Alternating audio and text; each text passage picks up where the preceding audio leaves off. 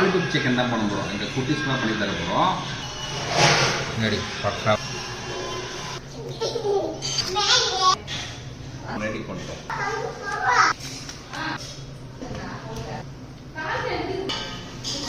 தயிர், மைதா, chilli powder, சீரகம், மிளகு, பட்டை, ஏலக்காய், தேவையான உப்பு, கோலமாவு பவுடர், பச்சை மிளகாய், இஞ்சி பூண்டு பேஸ்ட்டு, லெமன், தமிழ் கருவேப்பிலை இதுக்கு போடணும்.